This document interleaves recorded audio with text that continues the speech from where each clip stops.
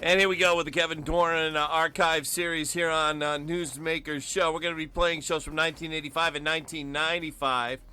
In segment 1, it'll be Allegheny County historian Craig Brack from July 17, 1985. In segment 2, from December 5th, 1995, Alfred University professor, the late Dr. Savo Jevremovic, talking about the U.S. military going to Bosnia. Again, that'll be in the second half.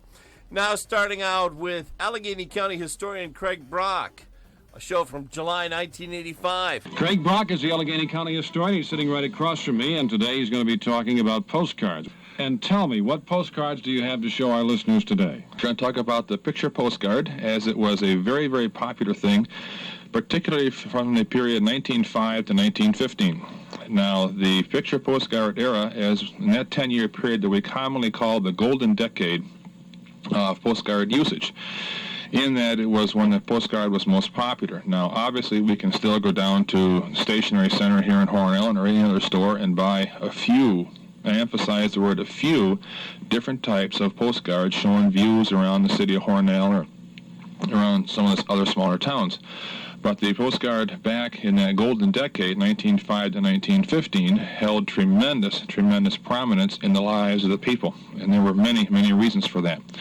Number one, first and foremost, is that it represented the first time in the history of the area and our country, as far as that goes, that for a penny, somebody could hold in their hands a picture of whatever they wanted to have. Obviously, photography had been around since 1850, around there, 1840, but you could hire a photographer to come and take a picture, whatever you wanted, but that was rather expensive. But then when the technology increased in the development of photography and the development of printing, when those two industries' lines of development crossed, it produced a picture postcard, as we commonly call it. And they could have mass production done in quality, and they could have any picture they wanted for a penny. And so this was extremely important to the people. And secondly, it served as an easier form of written communication in addition to the pictorial communication as depicted by the picture. So with travel being considerably less than we had today, it was much easier and a welcome thing to send somebody a picture postcard of their hometown. So you vicariously traveled to that town when you saw the picture. Now, in our area, a trip to Niagara Falls was the highlight of certainly someone's year, without a doubt, and maybe many times the highlight of their lifetime. So Niagara Falls postcards, New York City postcards, and, of course, Watkins Glen are the three most common postcards that we have from that time period, and they drive everybody nuts because they are so very common, they're dirt cheap, and they simply are not worth anything for the most part. You're talking now about collectors of those old postcards? That's correct.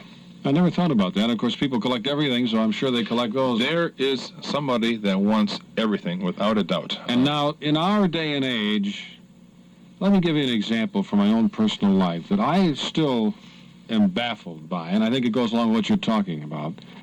A few years ago, I took my kids to Myrtle Beach. Mm-hmm. Everyone goes to Myrtle Beach. Mm-hmm. On the way back, we stopped in Washington. And by pulling a few strings here and there, we dined with the congressman in the congressional dining room. All right? One of my children didn't even want to go eat there because they didn't have hamburgers. All right, let's go to McDonald's. Okay. Then we drove over to the White House. And I said, okay, kids, now let's get out. I want to show you what the White House. Well, we've seen it 100 times, Dad. Mm-hmm. I couldn't believe it. Mm-hmm. I was amazed. And I think I told that story sometimes in anger, sometimes humorously, to a number of people. And I finally concluded that, well, I guess so. They see it every night on the news. It's no big deal. It doesn't mean a thing to them, does it? No, and that's the sad thing. And this is the impact that postcards had on the people, because for the majority of people, that was the first time they'd ever seen these buildings. They obviously didn't have the communication mediums that we have today, television, newspapers, and so on. Look, there is the Empire State Building, and not only that, but my friend Craig was there. I mean, that's really touching greatness. That's correct. That becomes very, very subjective and not just objective, and that's why it had tremendous impact. And obviously, it started out first as a fad and instantly became a fashion. I have one card that is one of my favorite ones.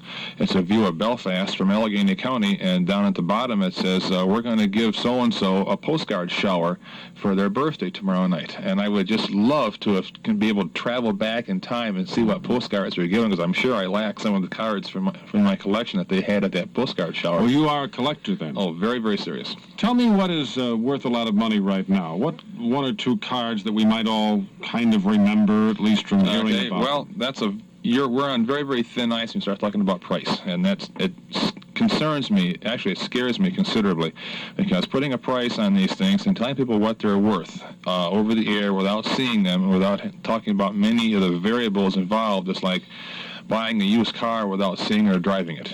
Well, let me ask you this. Would you get $100 for a postcard? Not a view card. No way. No way. There are postcards worth a couple $1,000s. I've never seen one. They are extremely rare.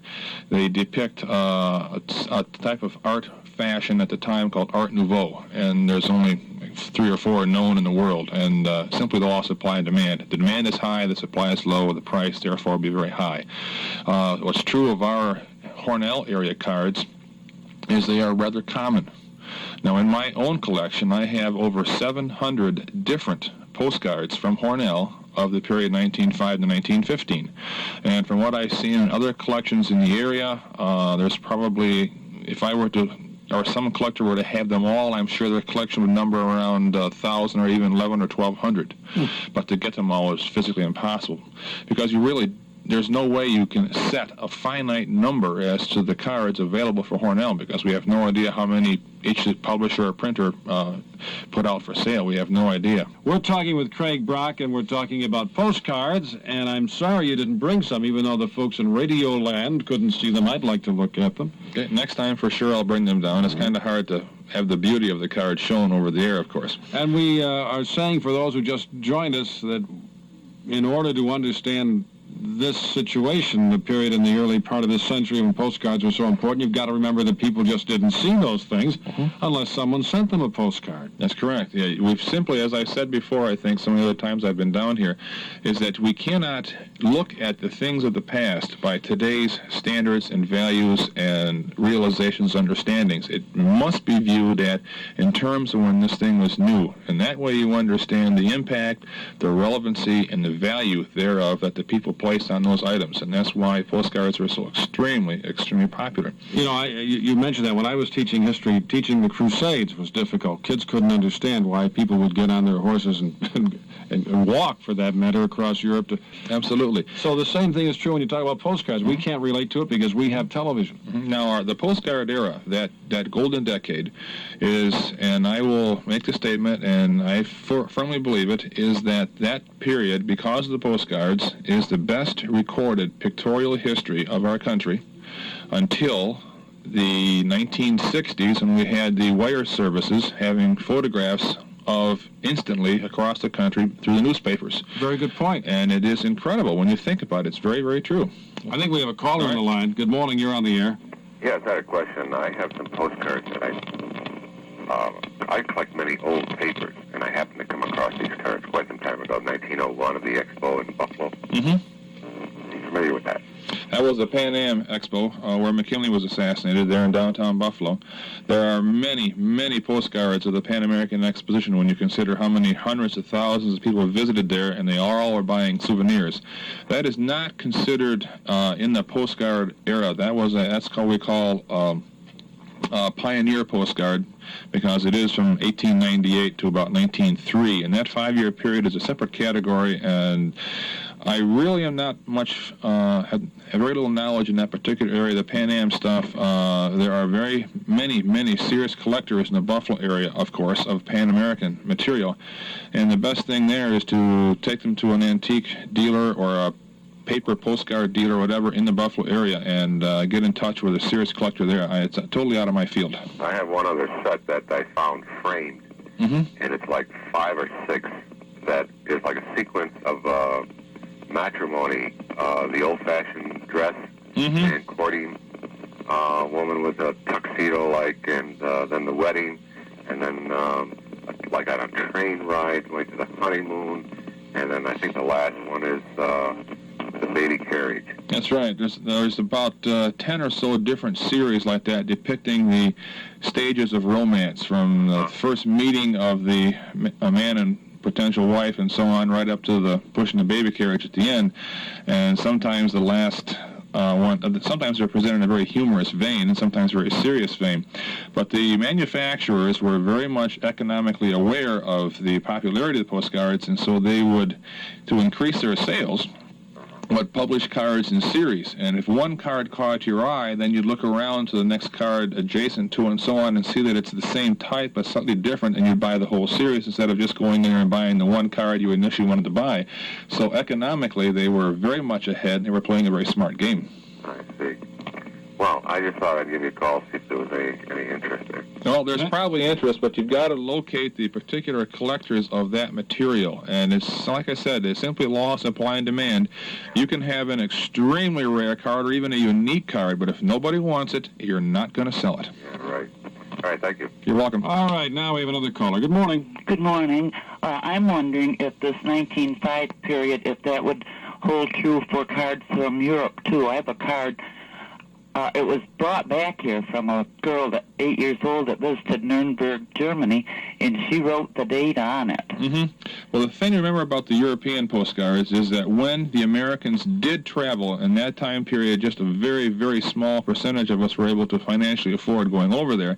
When you did go there, you, of course, visited all the tourist traps. The same idea, as we said a few minutes ago, about visiting Niagara Falls, Watkins Glen, and New York City. So you obviously hit the highlights, and they were, of course, flooded the market with postcards of those major scenes. So you brought back just the very, very common cards, and they are a dime a dozen. Okay, thank you. You're welcome, man. Interesting. Craig Brack here talking about postcards. Craig, you have a collection of postcards. He mentioned something else that I have always thought was a lot of fun. Newspapers, collecting newspapers. Okay, newspapers are, for the most part, not very popular. They're interesting, they're fascinating, but they simply are not a very big collectible, simply because of the fact that they are very hard to store. They're bulky, they're cumbersome, and newspapers since the 1880s, when they started making a cheaper product by adding acid to it, that now deteriorates very quickly, yellows, becomes very brittle, and they're just a pain to handle. And everybody saved the major headlines, and they're, of course, the only ones of value. World War I ending, World War II starting, Pearl Harbor. Now you can't go into an antique shop without seeing a whole collection of Kennedy headlines in November of '63. Every house saved that particular paper. And now many of the senior citizens of that time period, their houses are being broken up and stuff's coming on the market. Kennedy stuff is just plentiful, and there's simply no demand for it now. It's just too common. Mm-hmm. If you had a headline showing McKinley shot in Buffalo, that might be worth something. That could be, but then again, you've got to find somebody that collects newspapers. And there's only, in the last year or two, I've become aware of an organization of newspaper collectors. And I belong to 5 or 6 different postcard collecting clubs from various points around New York State and the Northeast, so it gives you an idea where the more clubs there are, the more collectors. So again, it's simply law of supply and demand. In terms of selling your cards, something that I want to mention, and that there are many dealers and collectors advertising, buying, and selling the postcards. And if anyone has any cards and you contact these people, there's several things of importance to remember. Number one is that these people are professionals, they're serious, they're knowledgeable dealers and collectors. And we do not like going to people's houses and being used for free appraisal services where the people have absolutely no intention whatsoever of selling their cards to us. They just want to use us and find out what the cards are worth. And this happens many, many times. And we usually have the experience of seeing through that, and that helps an awful lot. So please bear that in mind. So many dealers will come and they will tell you what price is that they will offer you for your materials. But they expect you to sell it. And most of the time the dealers, and I am like that, I'm not a dealer, I'm a collector, but when I leave, my offer goes with me. And I do not like being used like that. So I hate to sound so serious and crass, but that's No the way it has to be. You're a tough guy. We have a caller on the line. Good morning. You're on the air. Mr. Brack? Don't ask him any questions now for free advice. He'll scream at you. Leather postcards. Did you ever see them? Yes, they're a drug on the market. Are they? Yes. Okay. Now I have a lot of postcards that says Happy Halloween, Thanksgiving, Mm-hmm. and Easter, and quite a few with that Christie, you know, the Yes, one that drew them. Christie was a very popular artist. There's I think it's a father-son, Earl Christie, and there's a Howard Chandler Christie, and both are very popular artists, but there's few people in the area, in our area, that collect what we call signed artists. Most of the collectors around here are interested in the view cards and not the greeting type of cards, the holidays. Of the holidays, probably the best ones are your Halloween cards and your Santa cards. Now, I have them. Yep. Now, And when I you, have the home of William McKinley in Ohio. dime a dozen.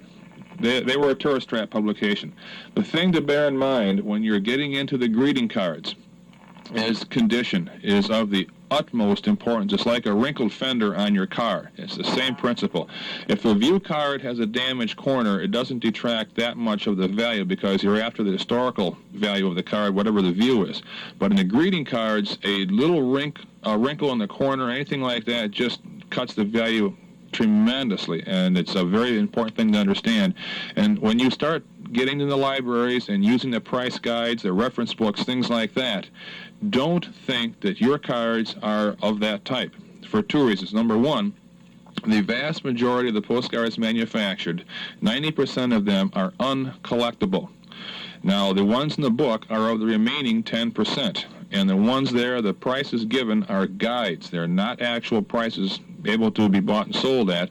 And also they are in mint, absolute perfect condition, and not your average run-of-the-mill condition cards you find in somebody's attic today. So bear that in mind when you start thinking of value. Just because you have a card, that does not mean it's unique. Someone else has a card, I'm sure. We have a caller waiting. Thank you, caller. Thank you. Hello, you're on the air.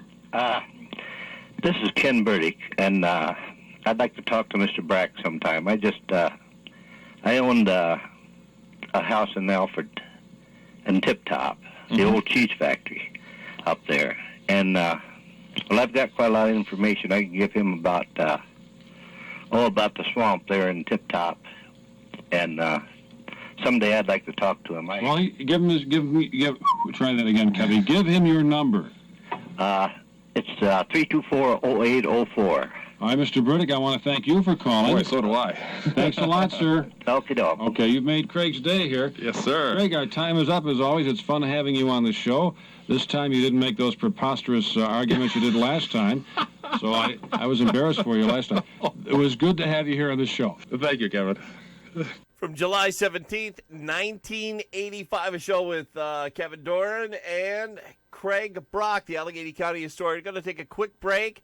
Back with a show from 1995 about the Bosnian War. It's with the late Dr. Savo Jevremovic. Stay with us. The holidays mean company, and your flooring looks, well, like it's not ready for company. Don't stress. Get your new floor from Mullen Factory Direct Flooring in Almond. With over 500,000 square feet of in-stock flooring, you can skip the middleman. Mullins has the largest selection of today's most popular flooring options. Over 15 different brands of locked-together and glued-down waterproof vinyl planks and tile, all on sale. Payment options available, including zero interest, so you can keep your cash for holiday shopping. Let the experts at Mullen Factory Direct Flooring in Almond help your money go further.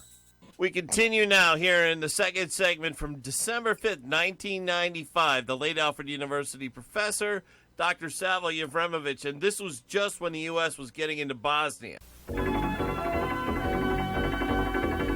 We're trying to understand this Bosnian thing. It's very complicated. Dr. Savo Jevremovic is with us, native of Serbia, left there when he was just a kid, but he has got a leg up on all of us because he reads Serbo-Croatian, and on the Internet, I assume you can do that.